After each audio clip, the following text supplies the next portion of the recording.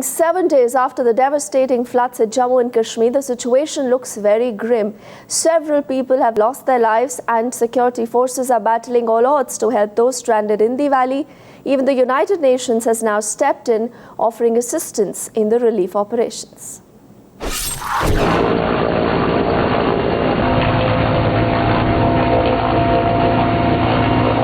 A natural disaster that has claimed over 150 lives and left the state of Jammu and Kashmir in despair.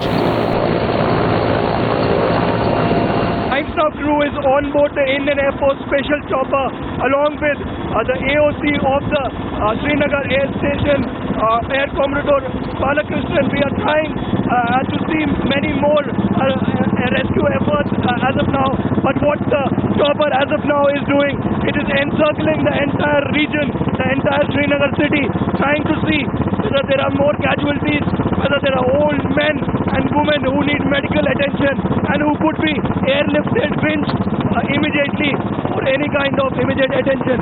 I'm basically having a look. How is the water level compared to yesterday? Has it gone down or is it coming up? Is the flow being maintained? How many people are there? Are the population increasing over the rooftops? This is what we are assessing. You would have seen for yourself how demanding and difficult it is to rescue people in such a situation. 36 घंटों से हमें पानी आ रहा है. Government ने कोई कुछ नहीं किया. सब घरों में अचानक पानी आया बाढ़ के. निचले शहर में डाउन करानगर से स्टार्ट हुआ, डाउन टाउन साइड में 36 घंटे 48 घंटे से पानी आ रहा है. अचानक पानी आ रहा है, पानी बढ़ रहा है. महजूर नगर, जवाहर नगर साइड जहां से भी पानी है वो पहले ही अलर्ट है कि हमें पानी आएगा, लेकिन हमें अचानक पानी आ गया. 12 फुट 10 मंजिलों तक पानी है. गवर्नमेंट टसे मस नहीं हो रहा. सारे वहाँ बच्चे फंसे हुए हैं, खाने को कुछ नहीं. बच्चे फंसे हुए हैं, बड़े फंसे, सब घरों में फंसे. The area of Mahar and Riyasi cut off for days. Relief material being sent via air. Right now on board Indian Air Force's Mi-17 helicopter that took off from Jammu Air Base with supplies of relief material for those people, those who are stranded in different parts of Jammu and Kashmir. In fact, this chopper is going to Riyasi district in Mahar. This area has been cut off for the past 5 days because of massive landslides. One can clearly have an idea by looking out from this chopper. The very tough terrain already makes it difficult to reach these areas. The NDRF team struggling to pull out people, but a shortage of boats posing a big challenge.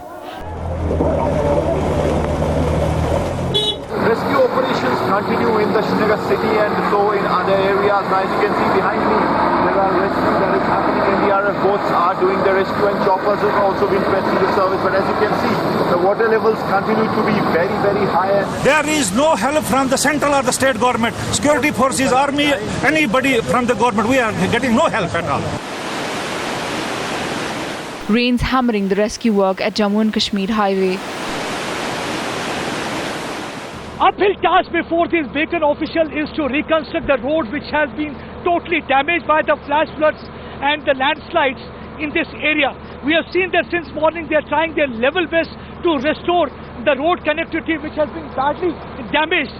But the problem, the challenge before them is the shooting stones. As you can see, this hillock is completely exposed and from here the shooting stones are coming, and because of which often their reconstruction work is hampered.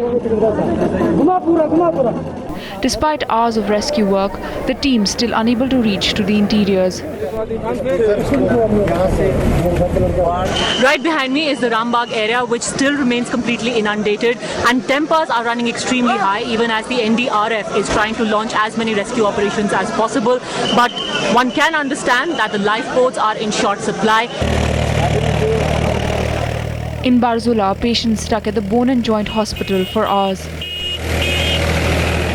This Bone and Joint Hospital here in Srinagar completely inundated. Patients had to be immediately evacuated, and at present, even when the hospitals are completely flooded and other areas including Rajbagh and Naugam, it is certainly imperative that the administration that is trying, including the local civilians, the army and the air force, trying to evacuate people at the earliest. Their homes submerged, their livelihoods destroyed. These residents battling one of the worst floods since independence. and the challenge for the rescue teams is huge. Bureau Report, Times Now.